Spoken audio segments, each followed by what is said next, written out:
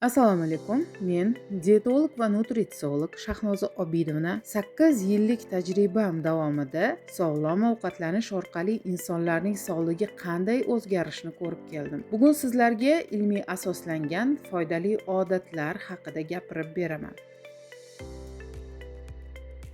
Soat 6:00 da biz bir osh qoshiq zaytun yog'i ichamiz. Sababi u organizmni uyg'otadi, ichaklarni tozalaydi va metabolizmni tezlashtiradi. Oddiy kunni to'g'ri boshlash sog'ligimizga katta ta'sir ko'rsatadi. Soat 7:30 da esa biz limonli, asalli suv ichamiz. Bu odat organizmni tongda uyg'otib, immunitetni mustahkamlaydi va hazm tizimini yengillashtiradi. Limon C vitaminiga boy, asal esa tabiiy energiya manbai hamda antibakterial xususiyatlarga ega. Biroq oshqozon yarasi, gastrit yoki limonga allergiyasi bo'lganlar bu ichimlikdan ehtiyot bo'lishlari kerak. Shuningdek, qon bosimi past bo'lgan insonlarga limonli suv tavsiya etilmaydi, chunki limon uni yanada pasaytirishi mumkin. Bunday odamlar uchun esa iliqdan issiqroq suv ichishning o'zi yetarli hisoblanadi. Soat 8:00 da biz zavtrak qilamiz.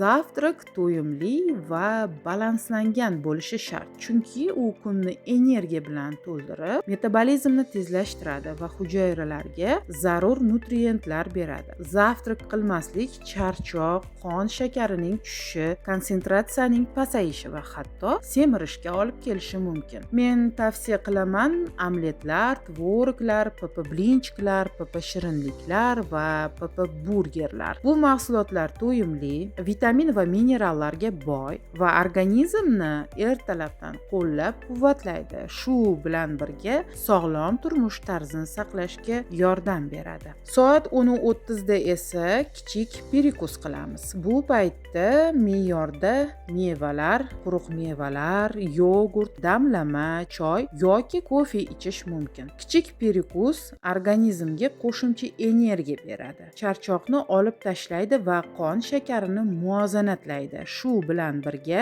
u metabolizmni qo'llab-quvvatlaydi va kun davomida samarali ishlashga yordam beradi. Biroq ba'zi insonlarga perikus qilmaslik tavsiya etiladi, chunki har bir organizm individual. Eslatib o'taman, banan va uzum kabi mevalarni menyudagi ketma-ketlikka qarab ehtiyotkorlik bilan iste'mol qilish maqsadga muvofiq. Kunning birinchi yarmida energiya va vitaminlarni olish uchun yogurt, quruq mevalar yoki boshqa sog'lom mahsulotlardan foydalanish afzal hisoblanadi. Soat 13:00 da obed qilishga o'tiramiz. Obed haqida gapirganda ayta olamanki, bu paytda mazali taomlar bilan tanamizni rohatlantiramiz va organizmni energiya bilan to'ydirib, kun davomida faol bo'lishga yordam beramiz. Obedda qovurilgan baliq, qovurma, qaynatma sho'rvalar va sabzavotlardan tayyorlangan turli mazali taomlar iste'mol qilish mumkin. Shu bilan birga uglevod, yog' va oqsil miqdori muvozanatli bo'lishi lozim. Menyu bir xilligidan qoching. Bir xil menyu sizni zeriktiradi va ishni yarim yo'lda tashlab ketishga sabab bo'lishi mumkin. 15:30. Mana kichik perikusga ham yetib keldik. Perikus qorin to'ydirish uchun emas, buni unutmang. Biz har 2,5-3 soatda oshqozonga me'yorda yegulik berib turishimiz kerak. Bu odat metabolizmni barqarorlashtiradi, qon shakarini muvozanatlaydi va charchoqni oldini oladi. Shu bilan birga kun davomida energiyani saqlashga yordam beradi. Iste'mol qilayotgan mahsulotlar jigar faoliyatiga ham foyda keltiradi va ovqat hazm qilishga yordam beradi. Bu odat ichak harakatini yaxshilaydi, hazm tizimini qo'llab-quvvatlaydi va toksinlarni organizmdan chiqarishni osonlashtiradi. Shuningdek, perikusda apelsin, mandarin, olma, malina, qulupnay kabi mevalarni me'yorda iste'mol qilish mumkin. Bu organizmga qo'shimcha vitamin va energiya beradi, ammo me'yordan oshirish kerak emas. Soat 18:00 da ujin qilamiz.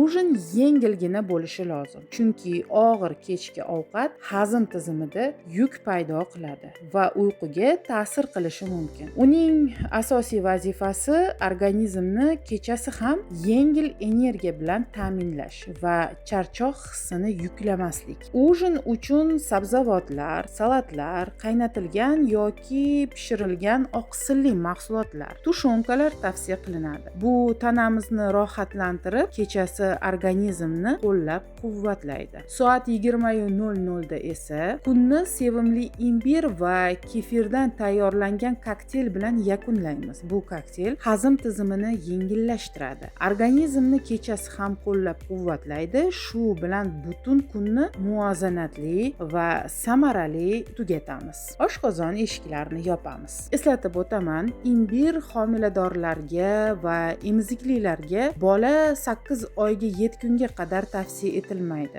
Yaqinda jarrohlik amaliyotidan chiqqanlar va mioma, kista kabi holatlari bo'lganlar ham imbirni iste'mol qilmasliklari kerak. Shuningdek, imbir ba'zi insonlarda allergiyani qo'zg'atishi mumkin. Shuning uchun birinchi marta kichik miqdordan boshlab organizm reaksiyasini kuzatish tavsiya qilinadi. Shu tariqa ertalabdan kechgacha to'g'ri va muvozanatli ritual orqali organizmimizga yengillik beramiz. Metabolizmni qo'llab-quvvatlaymiz va kun davomida energiyani saqlaymiz. E'tibor bering, har bir odam individual. Shuning uchun ovqatlanish rejimini o'z organizmingizga moslab tanlang. Sog'lom turmush tarzi hayotingizning asosiy investitsiyasidir. Sizga salomatlik va energiya tilayman.